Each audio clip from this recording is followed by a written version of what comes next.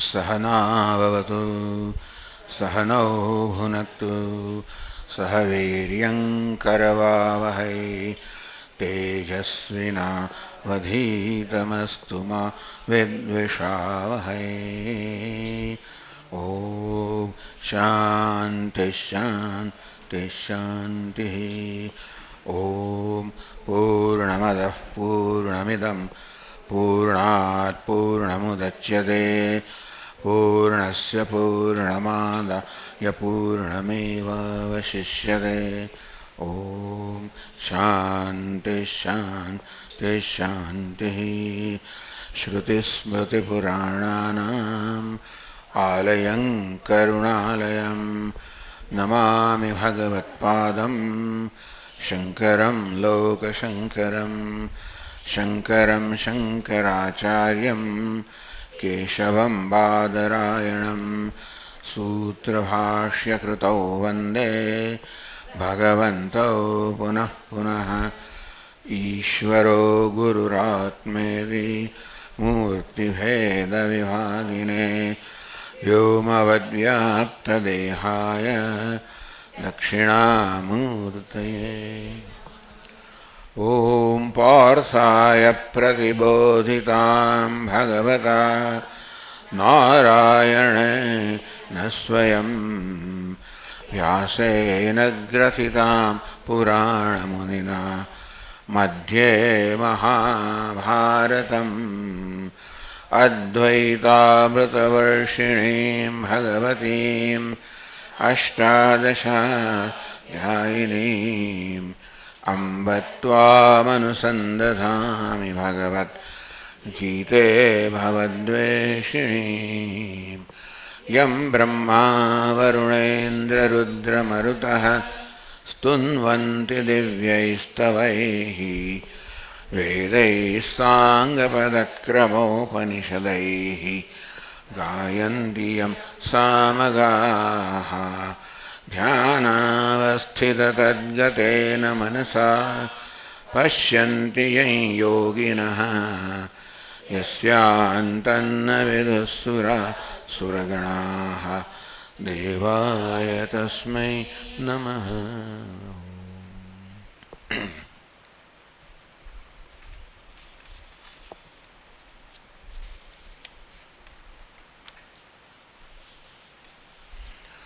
पिताहमस्य जगतः माता धाता पितामहः वेद्यं पवित्रमोङ्कारः ऋक्सामयजुरेव च गतिर्भर्ता प्रभुः साक्षी निवासः शरणं सुहृत् प्रभवः प्रलयस्थानम् निधानं बीजमव्ययम्।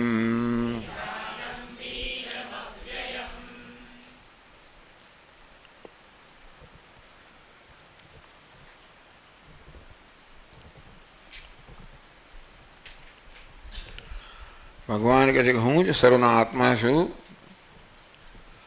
पिता अहम अस्य जगत है आ जगत हूँ पिता छु माता जगत माता छु दाता कर्मनो दाता छु पितामह पितानो पिता छु वेद्यम जगत जानवा योग्य है ते पण हूँ छु पवित्रम सर्व पावनकारी पवित्र करनार एवं पावनकारी हूँ छु ओंकार प्रणव ये पण हूँ छु ऋक्साम यजुरेव च आ त्रण वेद पण हूँ छु अथर्ववेद पण हूँ छु। किंच गति कर्मफलम 18मा श्लोक में भगवान कहे हूँ गति छु कर्मनु फल पण हूँ छु प्रभु स्वामी सर्वनो समर्थ सर्वनो नियंता छु प्रभु सर्वसमर्थ छु साक्षी प्राणीनां कृताकृतस्य જે કોઈ પ્રાણી, કારણ કે હું તો અંતઃકરણ, સર્વના અંતઃકરણમાં નિવાસ કરનાર છું, સર્વ અંતઃકરણનો સાક્ષી છું. એના માટે જે કોઈ પ્રાણી જે કંઈ કરે, સારું ખોટું જે કરે, સર્વનો હું સાક્ષી છું. નિવાસ યસ્મિન પ્રાણીનો નિવસંતી, હું બધાનું નિવાસ સ્થાન છે જેમાં સર્વ પ્રાણીઓ નિવાસ કરે છે. શરણમ આર્તાનામ પ્રપન્નાનામ આરતિહાર, હું શરણ છું, મને શરણાગત થનારની આરતી અર્થાત સદુઃખને હું હરેલો છું.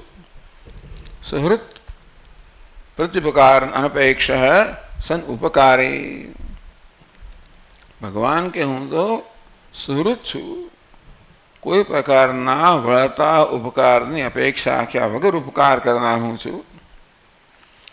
એટલે મેં કહ્યું ગઈકાલે તે પ્રકારે આ બધા જીવનમાં થઈ જ રહ્યું છે. આપણા માગ્યા વગેરે પણ સતત આપણા જીવનમાં ઉપકાર થઈ જ રહ્યો છે. ક્યાંય નજર કરીએ તો તરત ખબર પડે કે આપણે કેટલા બધા એટલે ટૂંકમાં આપણા જીવનમાં આ પ્રકારે હોવો જોઈએ. આપણે પ્રભુનો પાડ માનવો જોઈએ કે કેટલો ઉપકાર આપણા પર થઈ રહ્યો છે. સ્વામી મહારાજ કહે આપણે શ્વાસ લઈએ છીએ, આ બધી વસ્તુ પ્રભુનો ઉપકાર જ છે.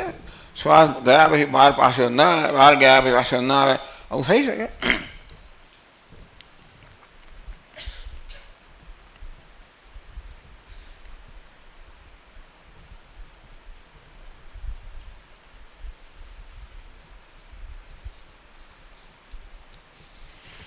પ્રભવ પ્રલય, પ્રભવ જગતની ઉત્પત્તિ હું છું, પ્રલય જગતનો પ્રલય પણ હું છું, જ્યાં સર્વ જગત લીન થઈ જાય છે. સ્થાનમ હું સ્થાન છું, જેમાં સમગ્ર જગત સ્થિત છે.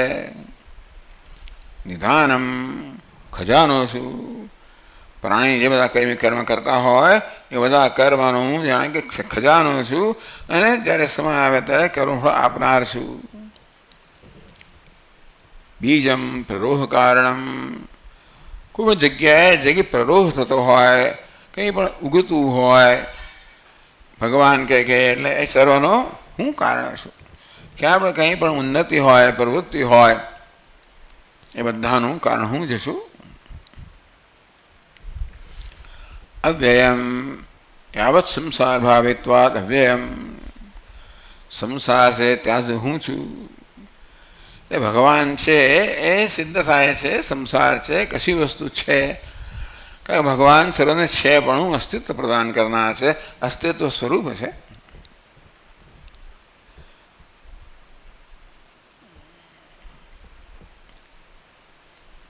હવે આગળ 19મા શ્લોકમાં કહે છે,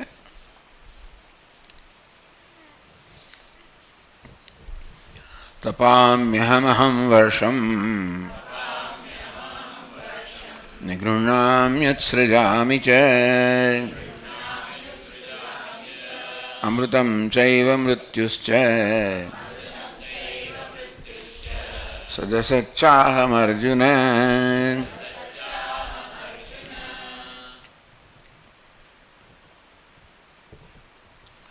ઇતશ્ચ સર્વાત્મભાવે ભગવતઃ ન વિવેતવ્યમ,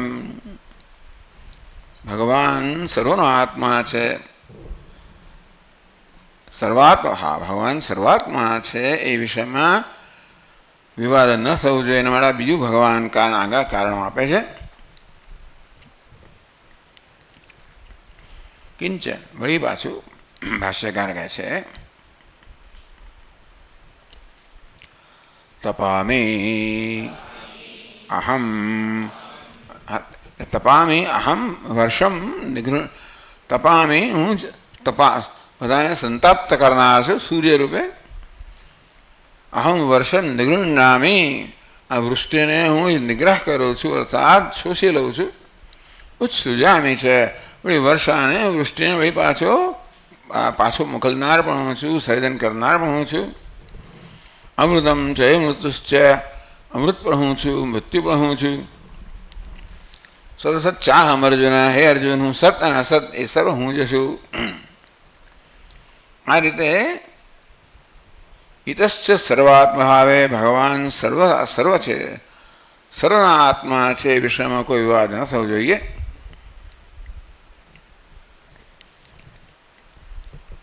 ભગવાન કહે છે, ભાષ્યકાર કહે છે, તપામ્યહમ આદિત્યો ભૂત્વા કૈશ્ચિત રશ્મિભિઃ ઉદ્બણૈઃ અહમ વર્ષમ કૈશ્ચિત રશ્મિભિઃ ઉત્સૃજામિ ઉત્સૃજ્ય પુનઃ નિગૃહ્ણામિ કૈશ્ચિદ રશ્મિભિઃ અષ્ટભિર્માસૈઃ પુનરુત્સૃજામિ પ્રાવૃષી.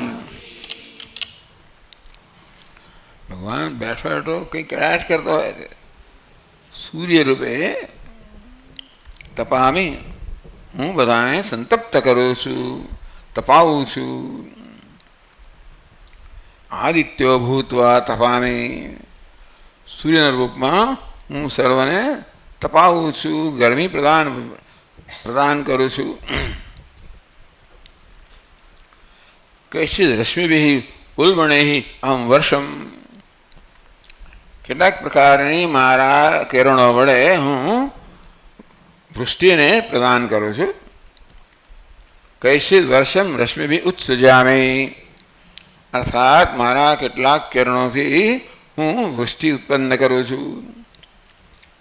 ઉત્સૃજ્ય પણ નિગૃહ્ણામિ, વળી કેટલાક મારા રશ્મિથી કિરણોથી વળી પાછો બધાને જળનું બાષ્પીભવન દ્વારા હું વળી પાછો એને ઉદ્ગ્રહણ કરું છું.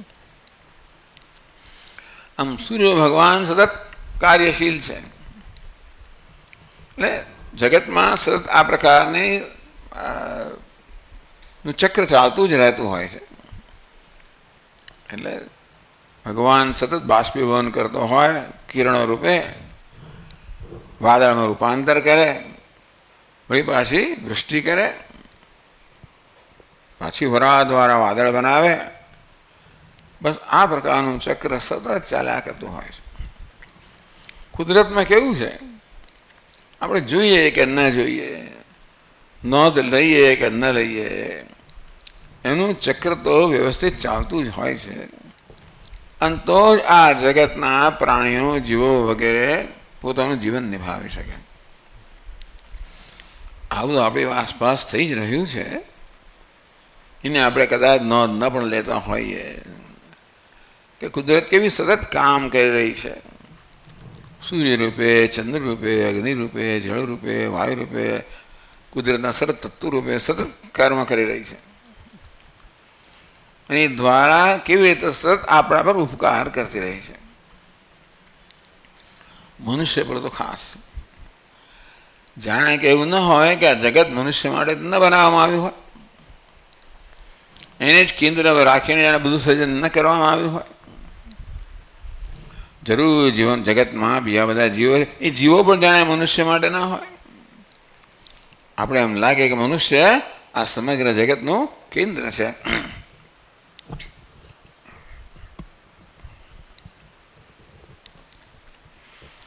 અષ્ટભિઃ માસૈઃ, 8 માસ દરમિયાન આ જળનું શોષણ કરું છું, વરાળમાં વાદળમાં રૂપાંતર કરું છું. પ્રાવૃષિ, વળી પાછું ચોમાસું આવે ત્યારે એ જળને વળી પાછું હું વરસાવું છું. વળી 8 માસ દરમિયાન શોષણ કરીને વાદળમાં રૂપાંતર કરું છું.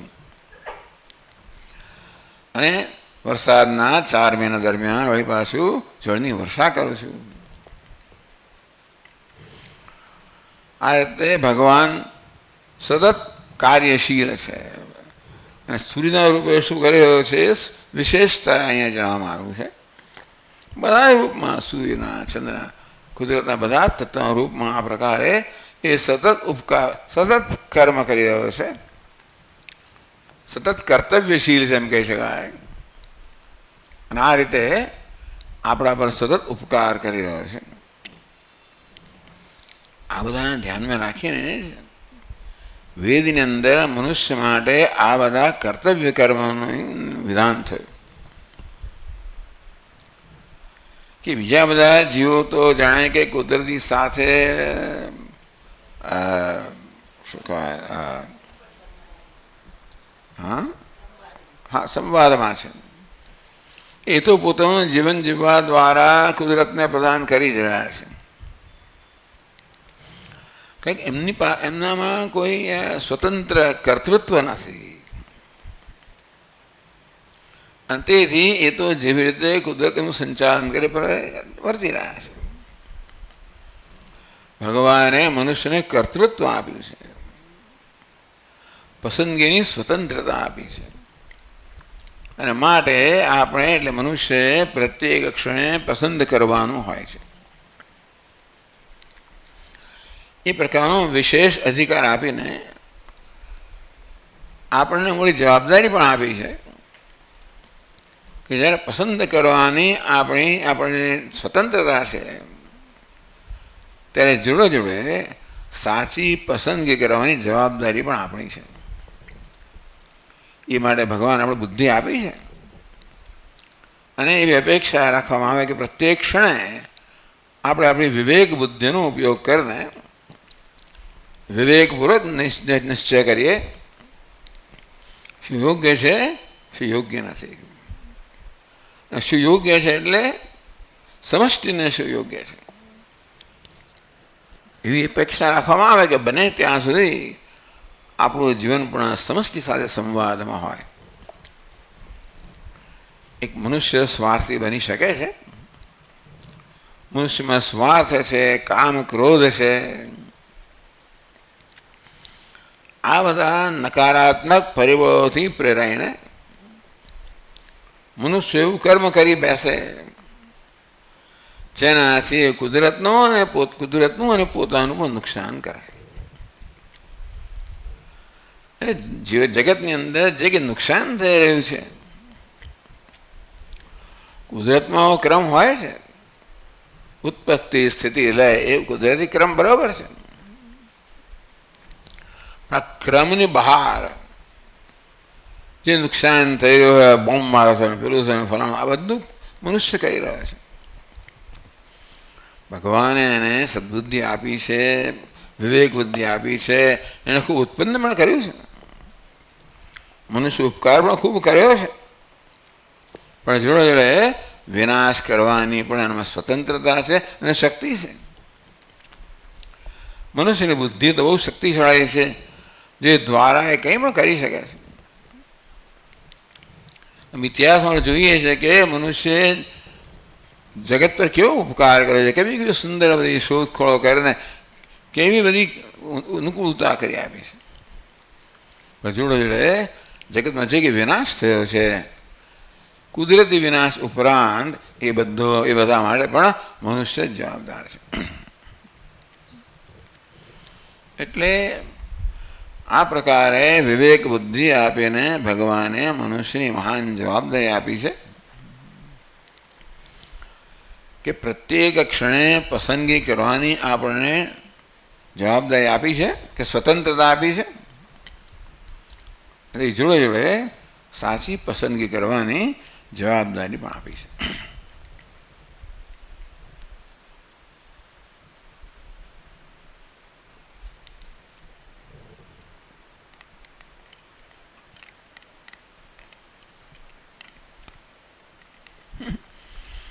વર્ષોત્સર્ગ નિગ્રહો એકસ્મિન કાય વિરુદ્ધો વિધિ એકસ્ય.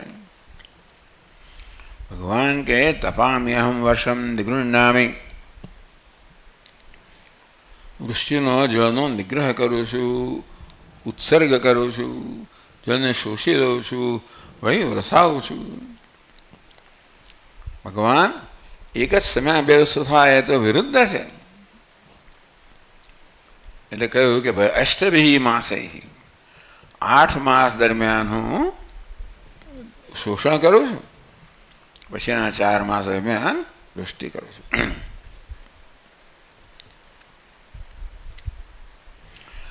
ઋતુભેદેન વર્ષસ્ય. આમ એમ લાગે હું આ બધું કરું, એક સાથે ભગવાન બધું કરો છો, એક સાથે આ વૃષ્ટિ કરો છો ને એક સાથે આ વળી પાછું શોષણ કરતો નહીં. ઋતુભેદેન વર્ષસ્ય નિગ્રહોત્સર્ગ. ઋતુભેદથી વૃષ્ટિ જે છે એનો ઉત્સર્ગ પણ થાય, નિગ્રહ પણ થાય, વૃષ્ટિ પણ થાય, શોષણ પણ થાય. એટલે એક કર્તૃ કહું, ભલે એક જ કરતા હશે, વિરુદ્ધ કર્મ કરનાર છે. સૂર્ય એક કરતા છે અને વળી ઉત્સર્ગ પણ કરે છે, વૃષ્ટિ પણ કરે છે, શોષણ પણ કરે છે. કોઈને એમ થાય કે એવી એક જ હસ્તી આ પ્રકારનું વિરુદ્ધ કર્મ એક સાથે કેમ કહી શકે? તો નહીં, એક સાથે થતું નથી. ઋતુભેદેના કે અમુક ઋતુની અંદર ઉત્સર્ગ થાય, વૃષ્ટિ થાય, બીજી ઋતુમાં શોષણ થાય.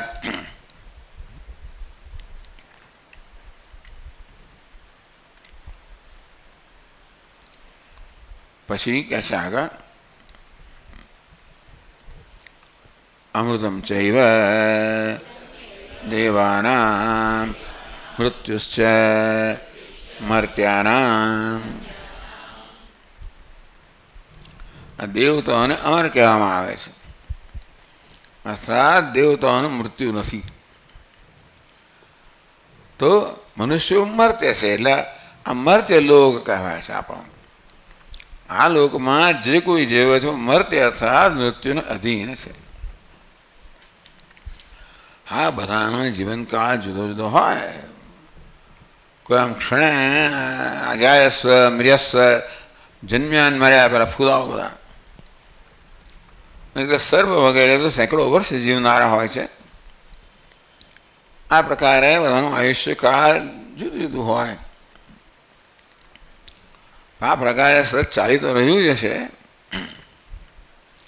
અમૃતમ છે મૃત્યુશ્ચ, દેવતાઓનું અમૃત પણ હું છું, અને મર્ત્ય બાકીના બધા જે મૃત્યુના અધીન જીવો છે એનું મૃત્યુ પણ હું છું. સદસત ચાહ અર્જુન, હે અર્જુન, સત પણ હું છું, અસત પણ હું છું.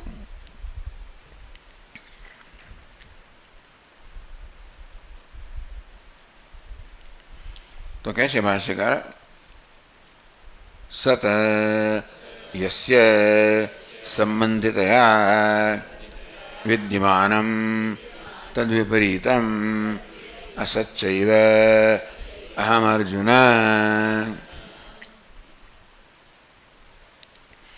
ન પુનઃ અત્યંતમ એવ અસત ભગવાન સ્વયં કાર્યકારણેવા સદસતે. ભગવાન સત પણ હું છું, યત સંબંધિત વિદ્યમાનમ. ભગવાન કે સત સ્વરૂપ મારા સંબંધને કારણે વસ્તુઓ હોવા પણ ધરાવે છે, વિદ્યમાન. આ જે બધું છે વિદ્યમાન છે, જેનો અનુભવ કરીએ છીએ એ બધાને પરમાત્માનો સંપર્ક છે. સત્સ્વરૂપ પરમાત્માના સંપર્કને કારણે બધી વસ્તુઓ હોવા પણ ધરાવે છે. તદ વિપરીતમ, જ્યારે જન્મેલી વસ્તુ નષ્ટ પણ થતી જ જાય છે, તો ભગવાન અસત સ્વરૂપ પણ છે, એનો જ્યારે સંપર્ક થાય ત્યારે વસ્તુનો નાશ થાય છે.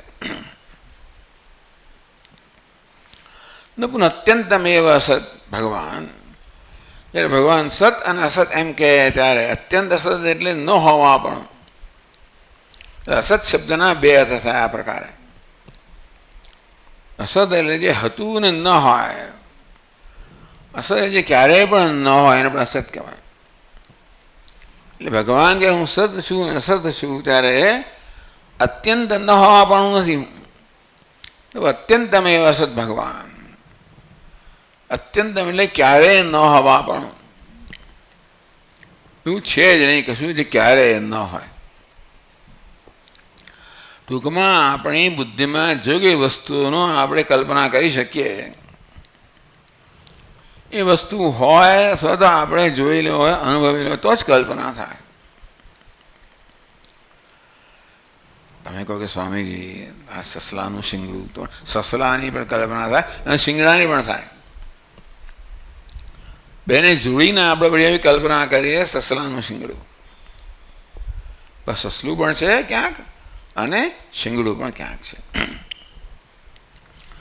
આ રીતે ભગવાન કહે કે સત અને અસત એટલે જે હતું એનું હોવા પણ હું છું, જે હવે નથી એનું નથી પણ હું છું.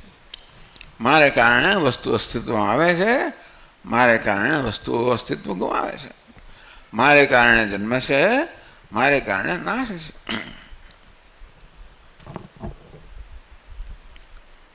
ન પુનઃ અત્યંતમેવ સદ ભગવાન સ્વયં. ભગવાન સ્વયં અત્યંત ન હોવા પણ એવું નથી. હોવા પણ જે હતું એનું ન હોવા પણ. અથવા બીજો અર્થ આવ્યો કાર્ય કારણે વા સદ અસતી. આ સત શબ્દના ભિન્ન ભિન્ન અર્થ થાય છે, સ્થૂળ અને સૂક્ષ્મ.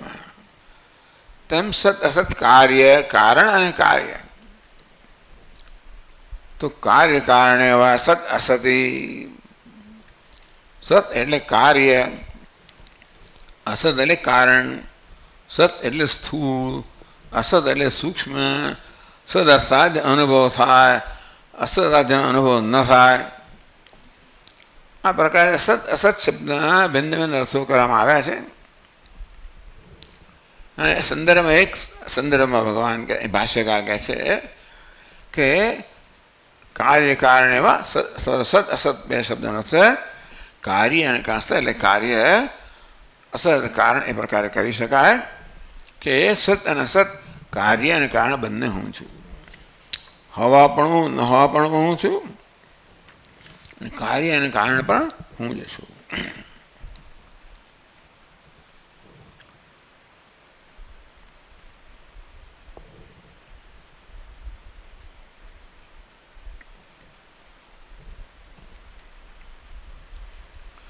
यस्य कारणस्य संबंधित्वेन यत् कार्यम् अभिषज्यते तद् सत् इति उच्यते. સત એટલે કારણ, જેના સંબંધથી કાર્ય જે છે એ જન્મે. યત કારણ સંબંધેન અનભિવ્યક્તમ, જેની સાથે જેના સંબંધ ન થવાના કારણે અભિવ્યક્ત નથી થતું, એને અહીંયા આગળ અસત કહેવામાં આવ્યું. ભગવાન ભાષ્યકારે કહ્યું ન પુનઃ અત્યંતમેવ સત. કઈ આવે કે છે શૂન્યવાદ વિદસ્યતિ, કે અત્યંત અસદે ન હોવા પણ, એટલે ભાષ્યકાર ને ભગવાન પણ શૂન્યવાદનો નિષેધ કરે છે. એવો વાદ છે બૌદ્ધ લોકોનો, શૂન્યવાદ. એટલે આ જગતનું જ્યારે લય થઈ જાય ત્યારે શેમાં લીન થઈ જાય છે? બધા કારણમાં લીન થઈ જાય. આ ઘડો વગેરે નામરૂપ ધરાવનારો પદાર્થ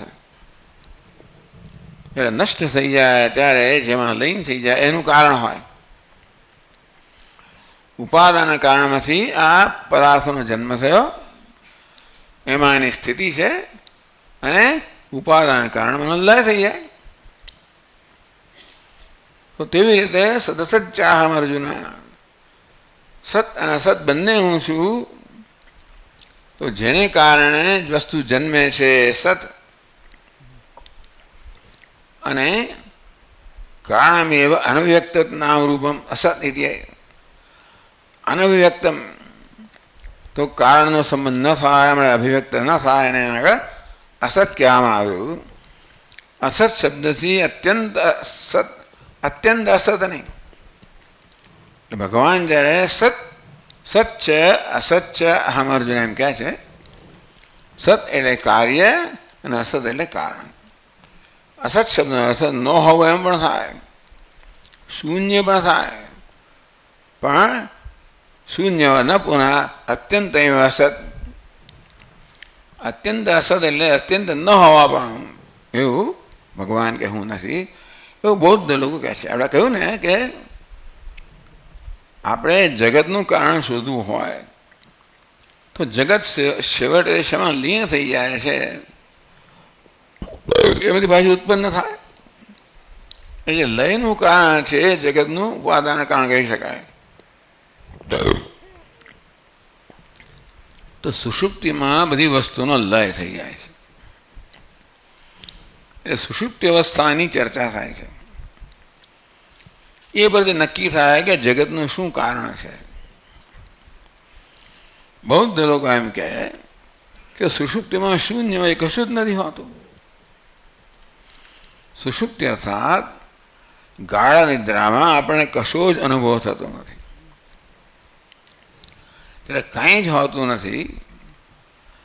એટલા માટે એમ કહી શકાય કે આ જગત છેવટે કંઈ ન હોવામાં શૂન્યમાં વિલીન થઈ જાય છે. જાગ્રત છે ત્યારે એ કારણમાંથી કાર્ય રૂપે વ્યક્ત થાય, એ શૂન્યમાંથી આ નામ રૂપાત્મક જગત સર્જાય.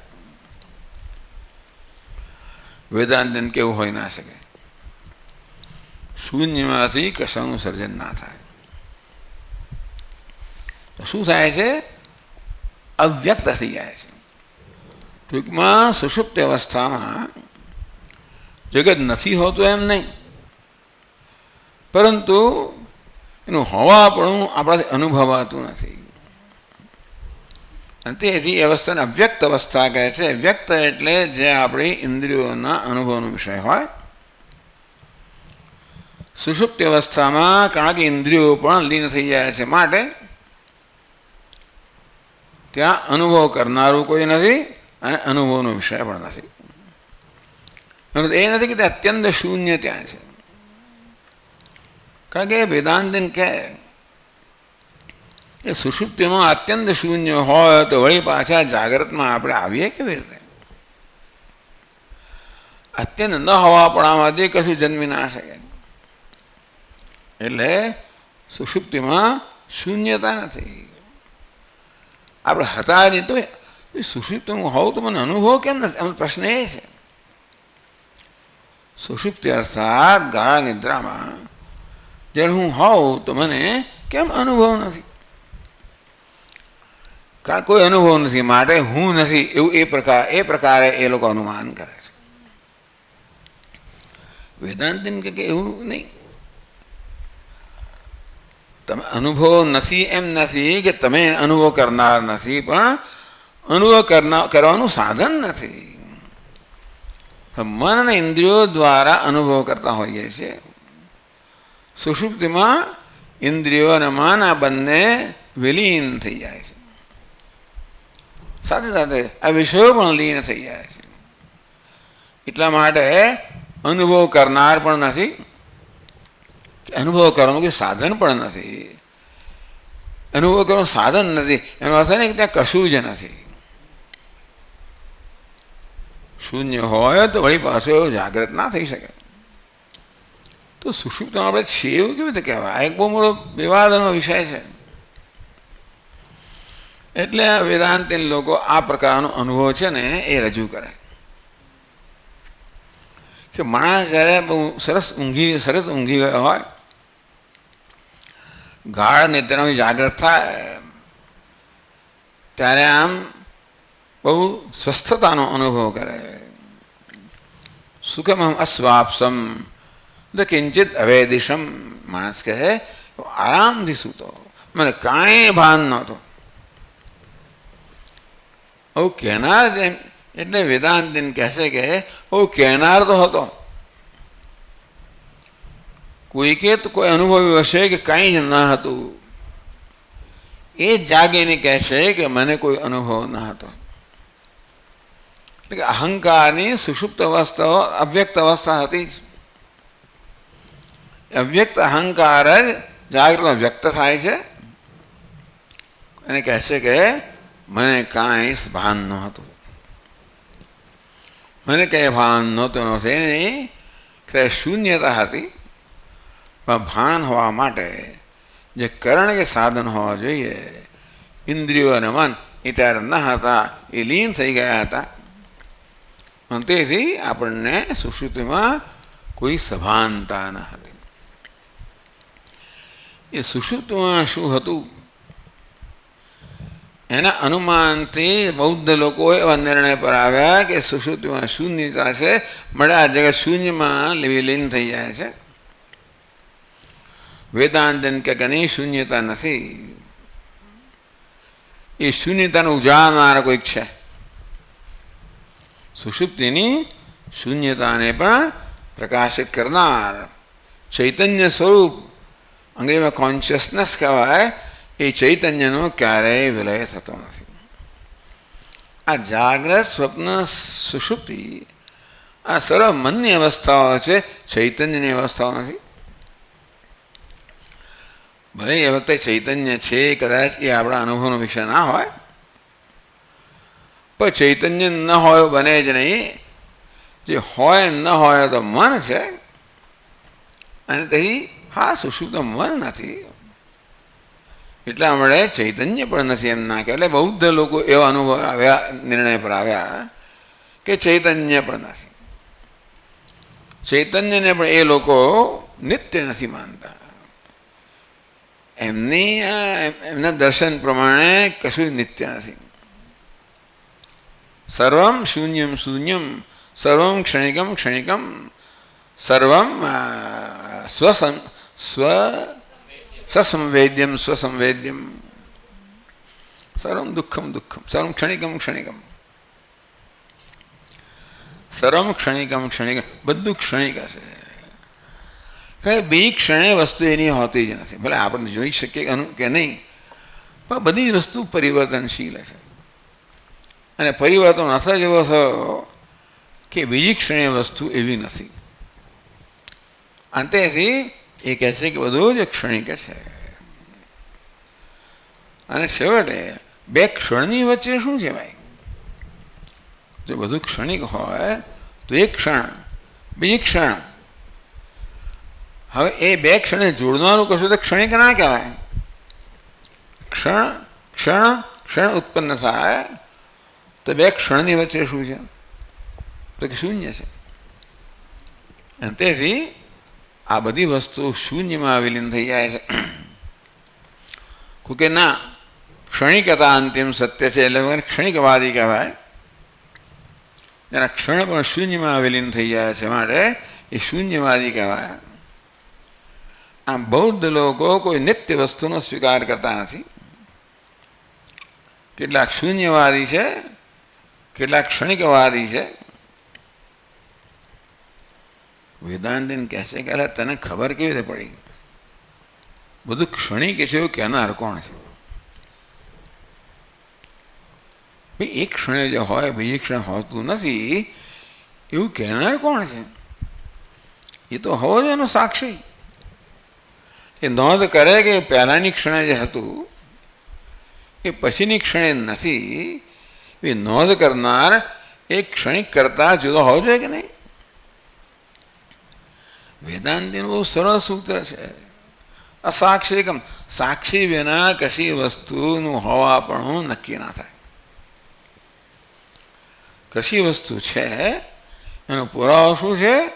એનો સાક્ષી, એને જોનાર. એટલે કોર્ટની અંદર એ જ જોઈએ કે ભાઈ કોઈ સાક્ષી છે.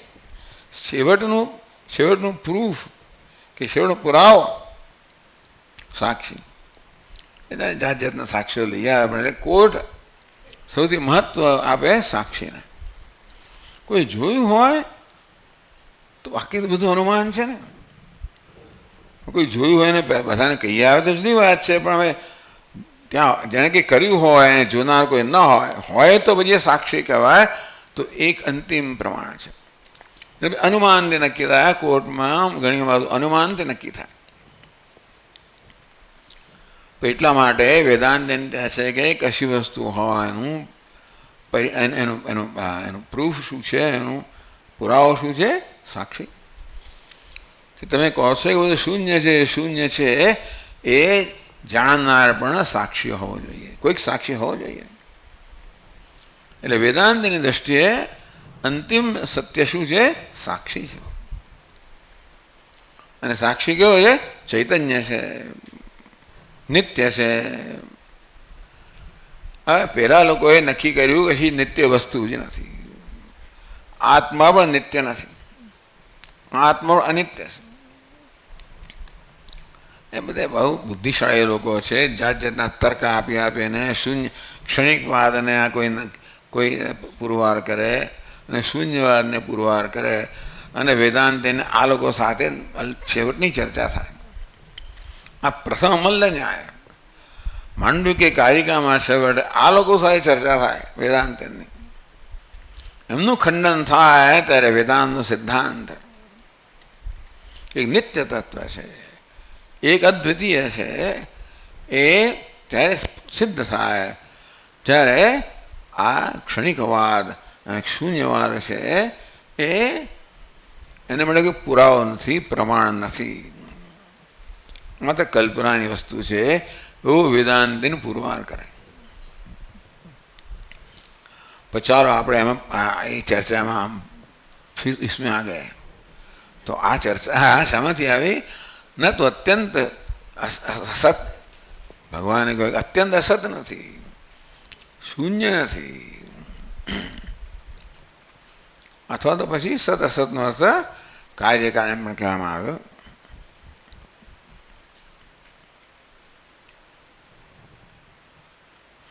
अमृतम च मृत्युश्च सत्सच्च अहम अर्जुन.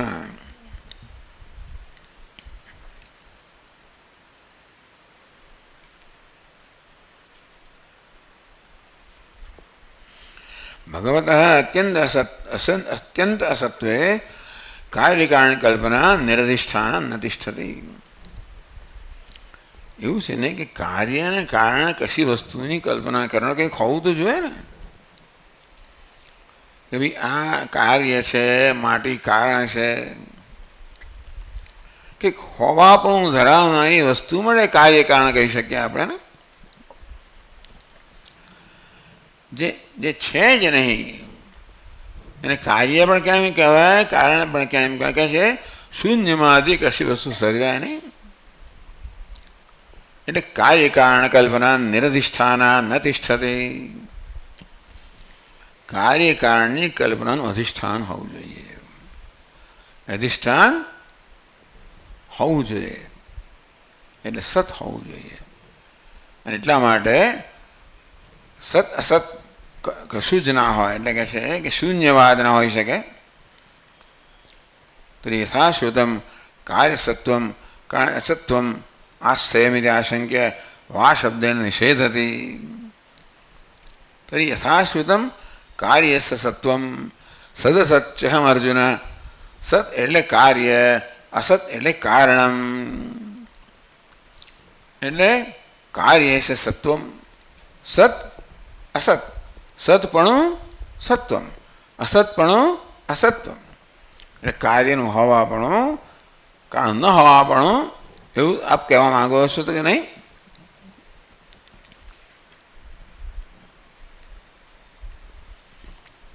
એટલે ભાષ્યકાર કહ્યું કાર્ય કારણે વા સત અસતી. કે સત અસતનો અર્થ કાર્ય કે પહેલાં કે હોવાપણું ન હોવાપણું, અથવા એનો અર્થ કાર્ય અને કારણ એ પ્રકાર થઈ શકે.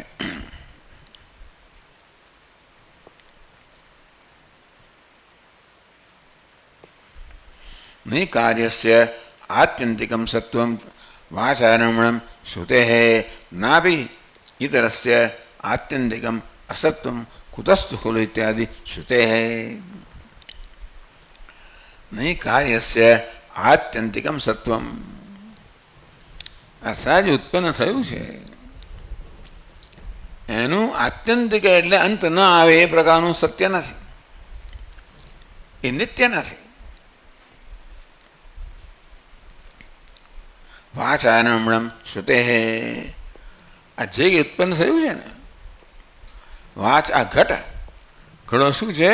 વાચારંભણમ. આ ઘડાનું સત્ય કેટલું છે? ઘડો નામ. એથી વધારે આ પદાર્થમાં કશું નથી એવું વેદાંતિને કહેવાય. મૃત્તિકા એ ઘડો નામની વસ્તુની વાત છે. આમાં ઘડો નામની નો પદાર્થ છે નહીં. આપણે ઘડો કહીએ એટલે એવી કલ્પના કરીએ કે ઘડો છે. અમે જે છે પણ છે ને એ તો માટીનું છે. મૃત્તિકા એત્યવ સત્યમ વાચારંભણમ વિકારો નામધેયમ. વિકાર કહેવામાં આવ્યો, કાર્ય કહેવામાં આવ્યું, એની સત્તા કેટલી છે? માત્ર શબ્દ. આ પદાર્થની સત્તા કેટલી છે? ઘડો શબ્દ. એથી વધારે કાંઈ નથી. જે છે એ તો માટી જે છે, હોવાપણું માટીનું છે.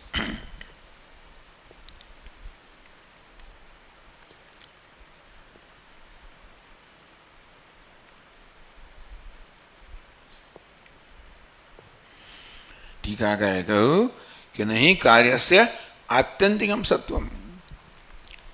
આ ઘડો છે ખરો, પણ સત સ્વરૂપ છે, હંમેશ માટે છે કે સત સ્વરૂપ છે એમ નહીં. ઘડો વળી પાછો આપણે એનું વિભાજન કરીએ એટલે એ પોતાના બધા ઘટકોમાં વિભક્ત થઈ જાય. એમ કરતાં કરતાં એનું હવાપણું જ માત્ર રહે, એમાં કોઈ નામરૂપ ના રહે. એ હવાપણું રહી જાય છે, પણ કોઈ નક્કર વસ્તુ રહેતી નથી. આમ કોઈ વસ્તુ નક્કરતા નથી એવું વૈજ્ઞાનિકોએ સિદ્ધ કર્યું છે. કુતસ્તુ ખલુ ઇત્યાદિ શ્રુતે, અસતમાંથી સત કેમ જન્મી શકે વગેરે વગેરે.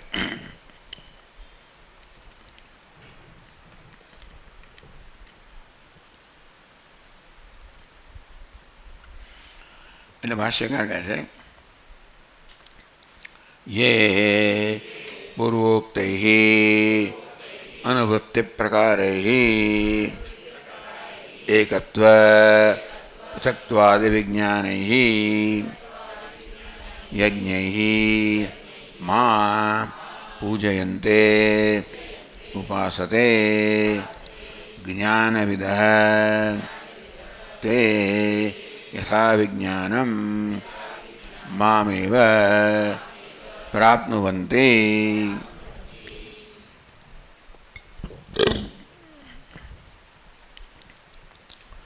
ये પૂર્વોક્તૈ અનુવૃત્તિ પ્રકારૈ આગળ કહેવામાં આવ્યા એ બધા પ્રકારોથી, એટલે એકત્વ પૃથક્ત્વાદિ વિજ્ઞાનૈ, એકત્વેન પૃથક્ત્વેન બહુધા વિશ્વતોમુખમ. ભગવાન એક છે, માંથી પૃથક છે, એક જ દેવતા છે, અનેકમાં વિભાજિત થયેલો છે. આમ ભિન્ન ભિન્ન રીતે લોકો ઈશ્વરની ઉપાસના કરતા હોય છે.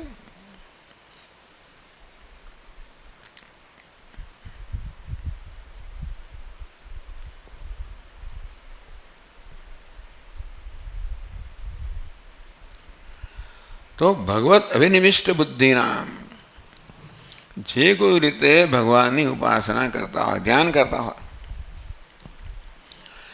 જે રૂપમાં ભગવાનનું ધ્યાન કરતા હોય, એ ધ્યાન, એ ધ્યાતા જે છે એ છેવટે પોતાના ધ્યેય વિષયની અંદર તાદાત્મ્ય પ્રાપ્ત કરે. ભગવત અભિનિવિષ્ટ બુદ્ધિનામ, જે કોઈ રૂપમાં ભગવાનનું ધ્યાન કરતા હોય એ ભગવત બુદ્ધિ છે. જેનું ધ્યાન કરે છે એ કદાચ વસ્તુ જુદા જુદા લોકોમાં જુદી હોય. કોઈ આને ભગવાન કહે, કોઈ આને ભગવાન કહે, કોઈ આને ભગવાન કહે. એમ ભગવાન રૂપે આનું ધ્યાન કરતાં કરતાં છેવટે એની બુદ્ધિ આની અંદર લીન થઈ જાય. પણ લીન થતી વખતે આ ભગવાન છે એ પ્રકારના સંસ્કાર તો હોય જ. એટલે ભગવત બુદ્ધિના સંસ્કાર રહી જ જતા હોય જે કોઈ વસ્તુમાં ભગવાનની ઉપાસના કરતા હોય. એટલે આ બધા નામરૂપ છે, એમાં ભિન્ન ભિન્ન રીતે ઉપાસના કરનાર લોકો હોય, પણ જેની ઉપાસના કે ધ્યાન કરતા હોય એ ભગવાન છે એ પ્રકારની બુદ્ધિથી કે પ્રકારની ભાવનાથી ધ્યાન કરતા હોય. અંતેથી સદ્યો વા ક્રમેણ વા મુક્તિ, ટૂંકમાં આ રીતે ભગવત બુદ્ધિ તો એમનામાં રહેતી જ હોય છે. સારું, એ લોકો આ બની જાય ધ્યાન કરતાં કરતાં, પણ આ ભગવાન છે એ પ્રકારે ભગવત બુદ્ધિ રહે. અને ભગવાન માને ધ્યાન કરતાં કરતાં છેવટે આમાં એક થઈ જાય બુદ્ધિ, પણ ભગવત બુદ્ધિ રહે. અંતેથી ભગવત અભિનિવિષ્ટ બુદ્ધિના આમ ભિન્ન ભિન્ન પ્રકારે ભગવાનનું ધ્યાન કરનારાઓ આ ભગવાન છે એ પ્રકારની ભાવનાથી ધ્યાન કરતા હોવાના કારણે છેવટે એમાં લીન થઈ જાય. અને ત્યારે ભગવત અભિનિવિષ્ટ કિમ ફલમ, તો કે મુક્તિ એમનું ફળ છે. આ રહી જાય એની બુદ્ધિમાં, તો આ હોય ત્યાં સુધી એને મુક્તિ ના મળે. પેલું સદ છે ને ભગવત બુદ્ધિ એ છેવટે કે આ તો અહીં જ એને મુક્તિ મળે કે પછી ક્રમથી મુક્તિ મળે. એટલે કહ્યું ક્રમેણ વા સદ્યો વા ક્રમેણ વા મુક્તિ. આ એના મને જતું રહે અને ભગવાનમય બની જાય તો અહીં એને મુક્તિ મળે. અને કંઈક રહી જાય વિશેષતા તો એ વિશેષતા છેવટે બ્રહ્મલોક ક્યાંક દૂર થાય અને એને ક્રમે મુક્તિ મળે. પણ અહીંયા કહેવાનો ભાવ છે કે જ્યાં સુધી એ ભગવાનનું ધ્યાન કરે છે, ભગવત બુદ્ધિ એનામાં છે, ત્યાં અહીં કે ભાઈ પાછળથી પણ એને મુક્તિ જરૂર થવાની છે. કે ભગવાન એને મુક્તિ પ્રદાન કરનારો છે, ભગત બુદ્ધિથી એ મુક્ત થવાનું. ધીમે ધીમે ધીમે આ મર્ત્યત્વ બુદ્ધિથી મુક્ત થતો જાય. જેનું ધ્યાન કરતા હોઈએ એની સાથે બુદ્ધિની એકતા થાય. એટલે અત્યારે જેમ એકતા છે, આ ઉપાધિ છે, ધીમે ધીમે એની એકતામાંથી મુક્ત થતા થતા એ ભગવાનમાં એક થતો જાય. જે કંઈ એની ભગવાનની કલ્પના હોય પછી છેવટે આ મર્ત્યત્વથી મુક્ત થાય અને એક ભગવાનની કલ્પના પ્રમાણે એને છેવટે ભગવત બુદ્ધિને કારણે એને મુક્તિ પ્રાપ્ત થાય. અહીં જ મુક્તિ પ્રાપ્ત થાય એની ભગવત બુદ્ધિ સાચી હોય કે પછી ક્રમેણ મુક્તિ થાય. તો સદ્યો વા ક્રમેણ વા મુક્તિ.